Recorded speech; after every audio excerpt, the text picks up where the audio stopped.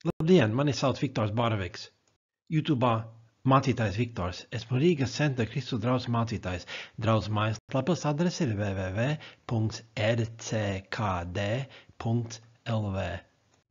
Lūdzu uzšķir Jēkaba vēstules 5. nodaļu. Turpināsim savu ceļojumu caur Jēkaba vēstuli. Šodien izmantosim šos darbus, vai arī daļu no tiem. Bagātība.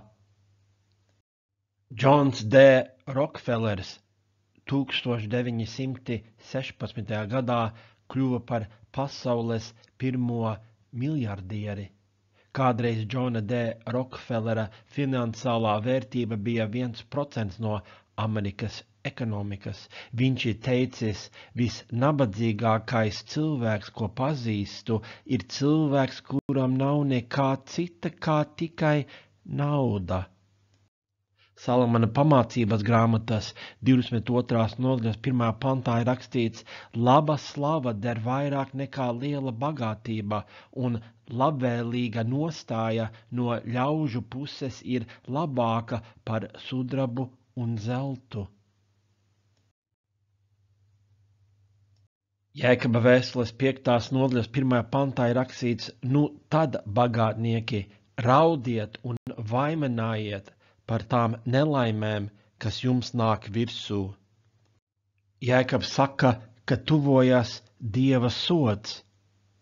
5. nodaļā no 2. līdz 6. pantam Jēkabs mums pateiks, kādēļ. Varētu domāt, ka šie bagātnieki ir kristieši, taču šie bagātnieki netiek saukti par brāļiem kā citur. Jēkabs arī nesauc viņus nožēlot savus grēkus, kā varētu domāt viņš darītu, uzrunājot kristiešus, bet gan raudāt un vaimanāt Dieva soda dēļ. Vecās derības praviešu grāmatās ir nosodījums pagānu tautām kopā ar nosodījumu Izrēlam. Varētu domāt, ka šie panti Jēkaba vēstulē līdzīgi uzrunā tos, kas nepieder pie Dieva cilvēkiem. Raudiet un vaiminājiet. Pirmais vārds grieķu valodā varētu norādīt uz dzirdamu raudāšanu, otrais vārds noteikti norāda uz dzirdamu raudāšanu. Jēkabs nesaka, ka ir grēks būt bagātam. Ābrahāms bija bagāts, Ījabs bija bagāts, abi divi staigāja ar Dievu. Izraēliešiem piederēja zeme, un viņi guva labumu, peļņu no zemes savās Dieva svētītās pūlēs. Jēzus neapstrīdēja īpašuma tiesības. Virsbīs norāda, mums ar tevi var būt daudz lietu, bet mums tās nepieder. Dievs ir visa īpašnieks, un mēs esam viņam pārvaldnieki. Virsbīs arī norāda, ir labi, ja rokā ir bagātības, ar noteikumu, ka tās nenonāk tavā sirdī. 62. psalmā 11. pantā ir rakstīts: nepaļaujieties uz ieguvumu un laupījuma nekārojiet, kaut manta nes augļus, tai nepiesieniet sirdi. Jēkabs nosoda sautību bagāto vidū, ka uzkrāj naudu tikai sev. Virsbīs norāda, ja tu savieno raksturu ar bagātību, tu vari saražot daudz laba, bet ja tu savieno savu iegribu apmierināšanu ar bagātību, tad rezultāts ir grēks. Marka sieva Beverlija ir ārste un nopelna labu naudu, taču viņi dzīvo pieticīgi, salīdzinot ar cilvēkiem ar līdzīgiem ienākumiem, lai darītu Dieva darbus, arī lai svētītu Latviju. Jēkaba vēstules 5. nodaļas 2. pantā ir rakstīts: jūsu bagātība ir sapuvusi, un jūsu drēbes ir kodes saēdušas. Pirmais grēks ir dažādu bagātības veidu uzkrāšana. Viņiem ir tik daudz uzkrāts, ka ka tas ir sapuvis un ir saēst. Bagātība toreiz bija naudā, zeltā, sudrabā, nekustāmajos īpašumos, dzīvniekos, bet arī graudos, labībā, eļļā un dārgos apģērbos. Sapuvusi, kodes saēdušas. Nav jāsaprot šo pantu tikai simboliski vai kā pravietojumu, šķiet, ka šiem bagātniekiem bija sakrāta tik daudz, ka tas gāja bojā. Šie nespēja to visu izmantot sev un nepalīdzēja nabagiem ar to. Mani nācies izmest savā dārzā izaudzinātu kirbjus, šiet arī kabačus, sapuvušus, jo es tos uzkrāju, neuzdāvināju visu, ko vajadzēja. Jēkaba vēstules 5. nodaļas 3. pantā ir rakstīts: jūsu zelts un sudrabs ir sarūsējies, un viņu rūse būs jums par liecību, un saēdīs jūsu miesas kā uguns. Jūs esat sev mantas krājuši pēdējās dienās. Vārds sarūsējies grieķu valodā var arī attiekties uz koroziju, dzelzī saukts rūsa, kā arī uz blāvumu, nespodrumu. Tā kā zelts un sudrabs nesarūsē, šie doma ir par metāla noblāvēšanu. Tātad šie bija krājuši šo metālu labu laiku. Rūsa būs par liecinieku pret viņiem, it kā šī rūsa saēdīs viņu miesu kā uguns. Barkley komentārs norāda, lieta tāda, ka zelts un sudrabs patiesībā nerūsē. Jēkabs ļoti uzskatāmi brīdina ļaudis, jāiet bojā pat dārgākām un pēc ārējā izskata ilglaicīgām lietām. Barkley komentārs arī norāda, alkas iegūta bagātību, tā ir rūsa, kas saēd cilvēka dvēseli un miesu. Un mazliet tālāk Barkley komentārs norāda, Jēkabs ir pārliecināts par to, ka tas, kas sevi veltījies bagātības krāšanai, ne tikai būvē gaisa pilis, bet izraisa savu bojājēju.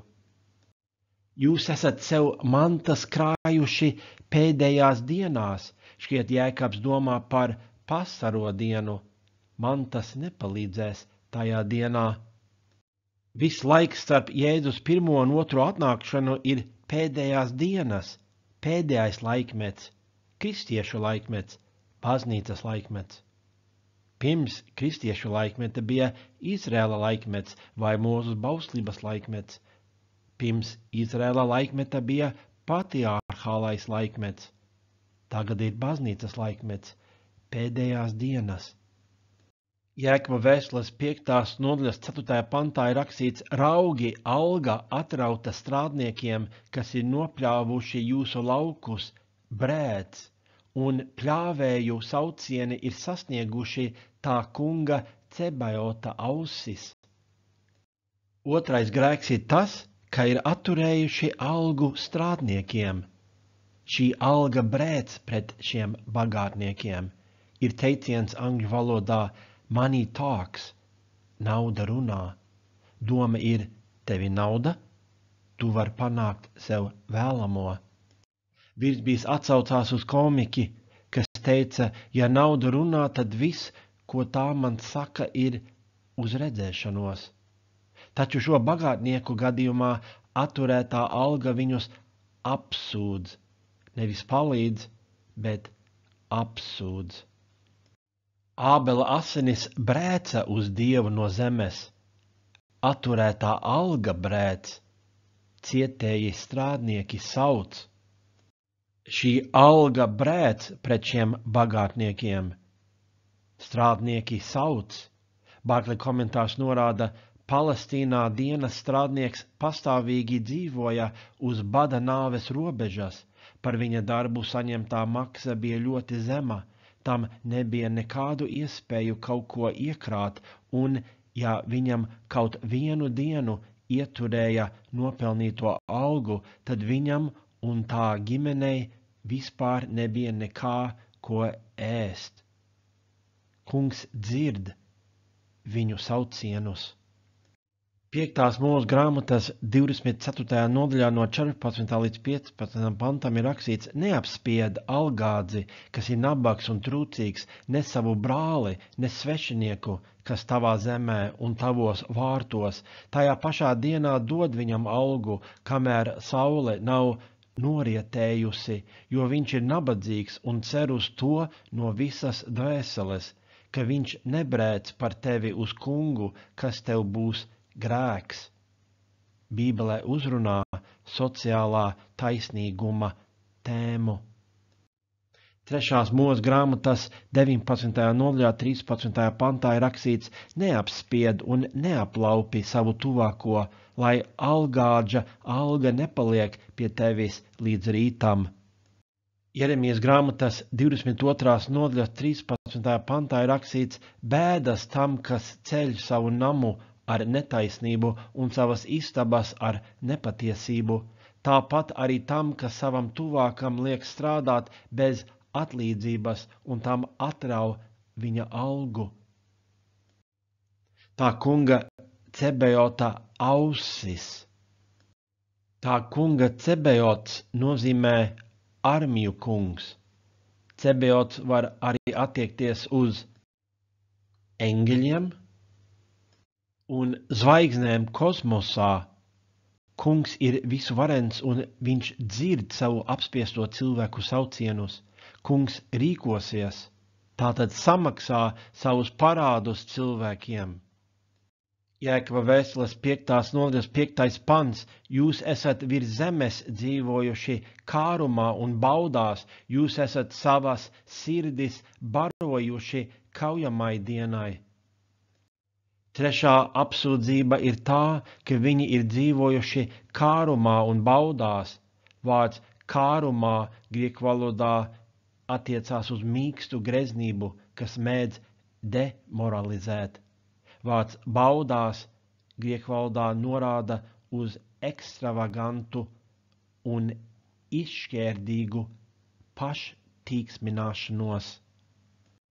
Šie ieguva bagātību grēcīgajā veidā un izmanto bagātību grēcīgajā veidā. Šie baro savu sirdi ar visu, ko sirds vēlas. Kaujāmā diena ir soda diena. Šie atrodas uz šīs dienas sliekšņa. Šie baro sevi kā lopi, nevērīgi uz nokaušanu, kas tuvojas. Dzīve ir īsa. Šie varēja neatturēt algu no strādniekiem, šie varēja palīdzēt trūcīgajiem. Salamana pamācības grāmatas 19. nodaļas 17. pantā ir rakstīts: kas iežēlojas par nabago, aizdod naudu tam kungam, un tas viņam atmaksās par viņa labo darbu. Naudas krāšana nav automātiski grēcīga. Taču ir nepareizi krāt sev naudu tad, kad esi parādā saviem darbiniekiem vai citiem cilvēkiem, tad, kad plāno tērēt savu naudu sautīgi, nevis Dievam par godu. Lūkas evangēlija 12. nodaļā no 15. līdz 20. pantam ir rakstīts: un viņš tiem sacīja: uzmaniet un sargieties no mankārības, jo neviens nedzīvo no tā, ka viņam ir daudz mantas, un viņš stāstīja tiem līdzību, sacīdams: kādam bagātniekam viņa lauki bija nesuši pa pilnam augļu, un viņš sāka pie sevis spriest: ko es darīšu, jo man nav, kur savus augļus likt. Un viņš turpināja: to es darīšu, es noplēsīšu savus šķūņus un uzcelšu lielākus, un tur savākšu visu labību un mantu, un sacīšu savai dvēselei: dvēsele, tev ir lieli krājumi uz ilgiem gadiem, atpūties, ēd, dzer un līksmojies. Bet Dievs uz viņu sacīja: tu bezprātīgais, šinī naktī no tevis atprasīs tavu dvēseli, kam tad piederēs tas, ko tu esi sakrājis? Jēkaba vēstules 5. nodaļas 6. pantā ir rakstīts: jūs esat pazudinājuši un nokāvuši taisno, viņš jums nepretojās. Pēdējā noziedzība ir tā, ka viņi bija nokāvuši taisnīgus cilvēkus.